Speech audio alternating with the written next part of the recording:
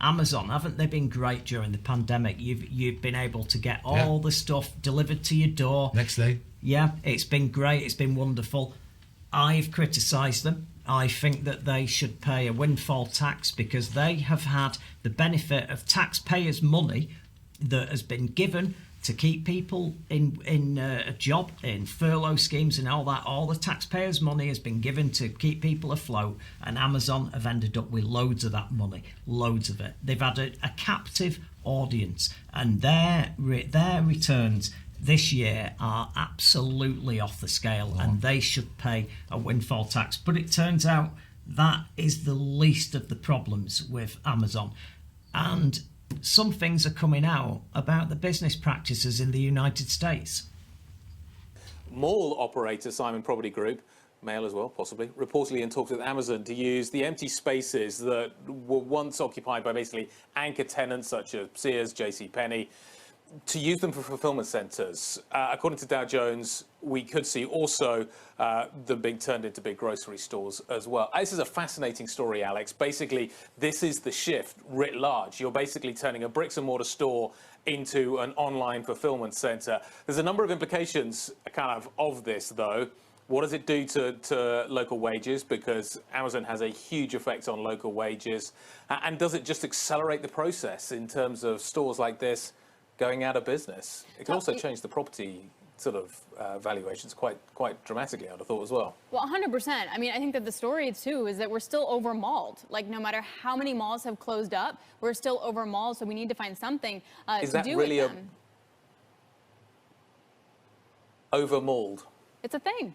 Yeah. I mean, I can't tell you. It's a strange world we live in, isn't it? In different areas, like when you just go through a mall and literally it's just a Target, and then you have at least 3 blocks of a mall that's just empty. The idea was maybe you could do like experiential stuff with it, but that's kind of out the window because of COVID. You're not going to go to like a big gym or something now that has daycare because of it. Also, I wonder how much of this is sort of the Amazon Walmart thing. Like, how fast can you get something to my door? And if you have a fulfillment center that's close, then that's how you get a leg up. Walmart in some ways has a leg up because they have physical stores close to you, and maybe this is Amazon's kind of solution to that.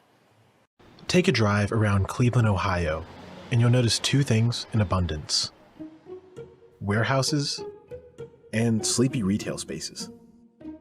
You've got a lot of vacant land sitting there that's not generating taxes for the county. Anytime a property of that size is abandoned and not being used, it's a problem.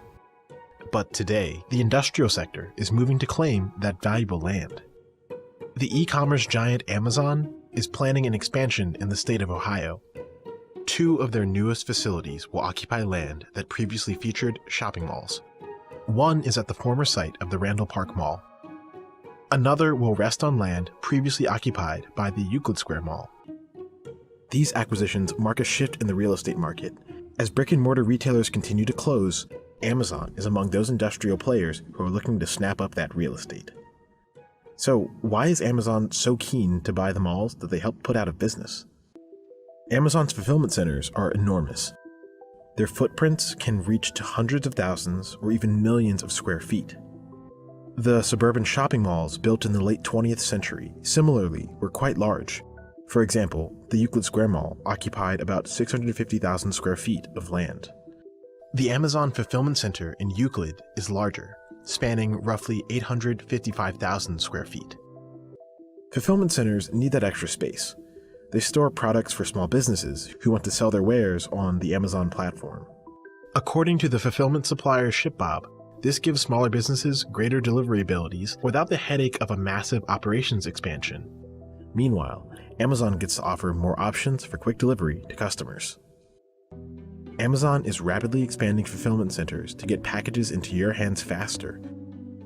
This is done by storing goods closer to centers of population. Check out this map of Amazon's new Ohio locations. Now, I'm going to add population density data.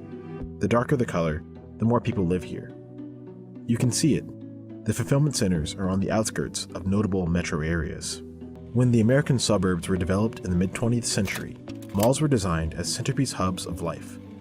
They were built as close to the residential population as possible. For example, the residential communities in Euclid are just a short drive away from the old Euclid Square Mall site. Because land uses are typically separated here, malls weren't typically built inside the boundaries of residential neighborhoods. They were instead built near highway interchanges, which brings us to another major reason why malls can make great fulfillment centers. Fulfillment centers are only a stop along the journey for any Amazon delivery. Packages can leave fulfillment centers and head straight to the post office, or to a nearby sortation center to complete the final leg of its journey.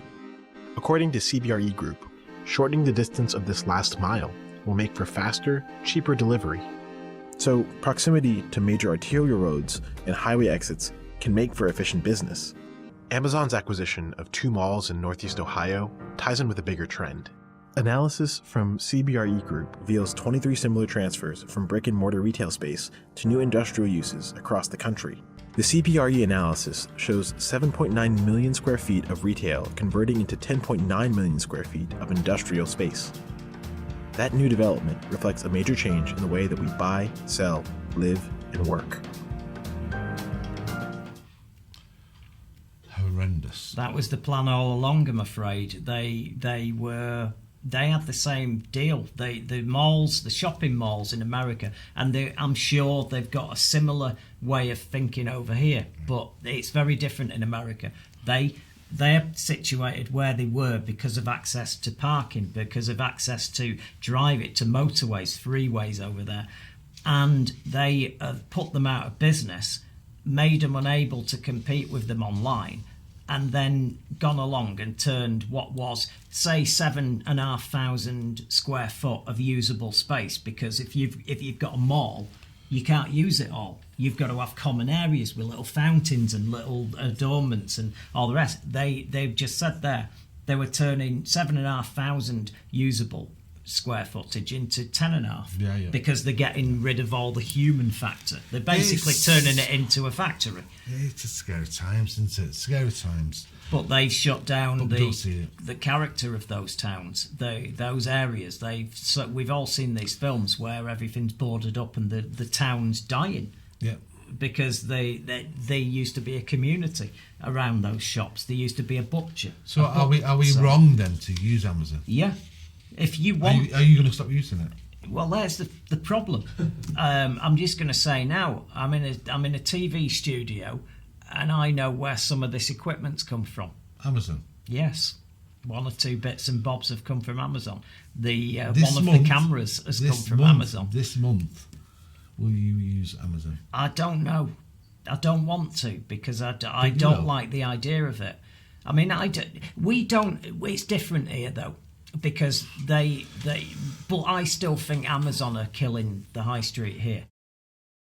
Thank you for watching. I'm impressed. You've passed the IQ test and got this far, so let's press that button to do the last thing that helps us. It's got subscribe on it, you can't miss it, and please ring the bell for notifications of future videos.